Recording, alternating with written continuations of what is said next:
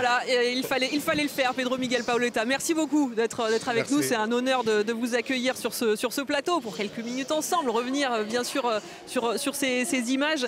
Et puis voilà, vous retrouvez Jérôme Alonso. On vous avait vu déjà tout à l'heure, vous en avez joué et disputé des matchs ensemble. On en a disputé, on en a perdu qu'un, je crois.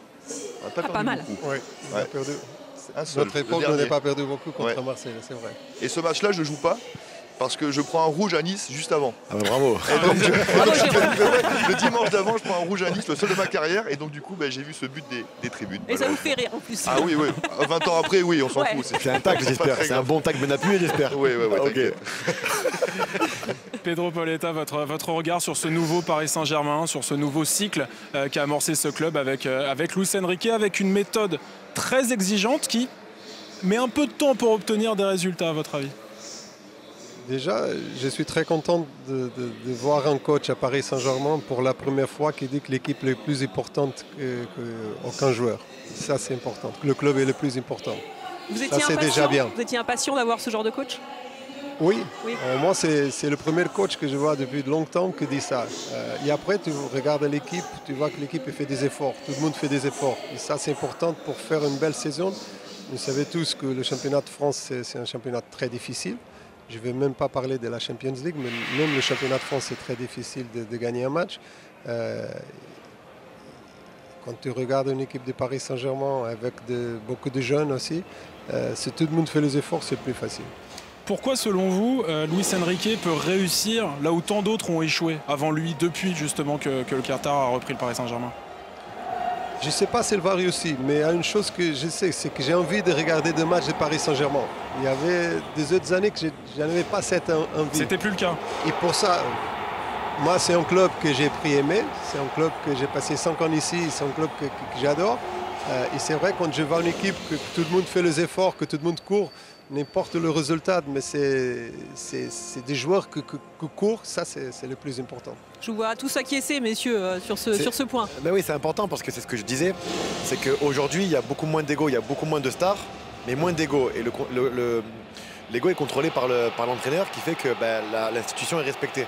Et c'est pour ça qu'aujourd'hui, on voit un Paris Saint-Germain beaucoup plus discipliné, beaucoup plus d'efforts, beaucoup plus d'engagement. Et moi, je préfère voir ça que des joueurs qui ne respectent pas le club qui te donne à manger.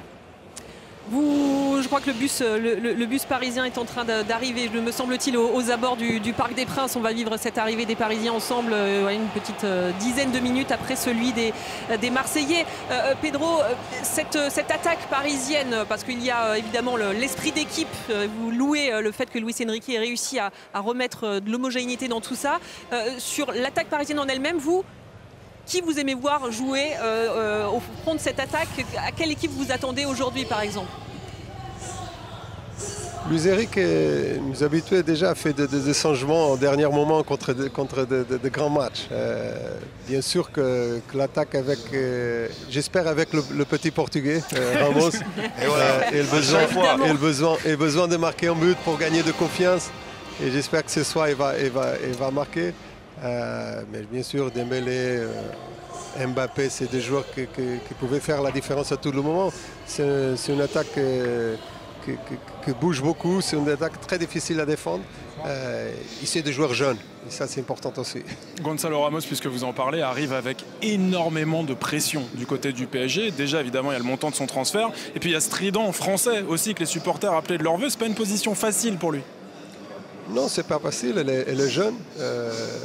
C'est vrai qu'elle a coûté beaucoup de l'argent, mais le football aujourd'hui, c'est ça. Mais il a la qualité, c'est un buteur. C'est pour ça que j'espère qu'il marque le plus vite possible. Quand tu marques un buteur, quand il marque, il gagne la confiance pour la suite. C'est un joueur que j'espère qu'il va apporter beaucoup à l'équipe.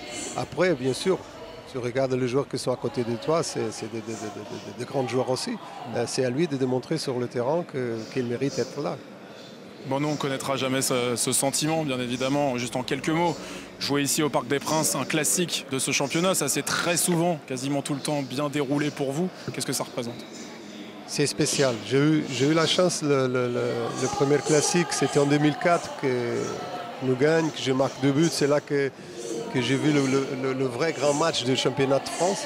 J'ai eu l'opportunité de faire avec Bordeaux, mais c'est différent, bien sûr. Et en plus, quand tu marques contre Marseille, à l'inverse, je crois que c'est la même chose. Quand un joueur de Marseille marque contre Paris, tout le classique, c'est comme ça. Et j'ai eu la chance à chaque fois de jouer contre Marseille et d'avoir cette opportunité de marquer des buts. Et ça, c'est important pour un attaquant. Vous faisait partie, Adil, Pedro, des joueurs qui se transcendent à l'occasion justement de ces matchs-là. Moi, je suis content de l'avoir évité. Hein. C'est le type d'attaquant que je pouvais pas. Il se transcendait souvent quand même, hein. Pas que contre Marseille. Hein. Malheureusement pour les autres. Hein. Il était souvent en transe, le petit. C'est pour ça que c'est une légende aujourd'hui. C'est une légende qui était sur notre plateau. Merci beaucoup en tout cas, Pedro Miguel Paoletta. On vous souhaite un et bon match. Et également, bon match. Profitez bien. Merci encore d'avoir été avec nous sur ce plateau. On a vu l'arrivée du bus des Parisiens.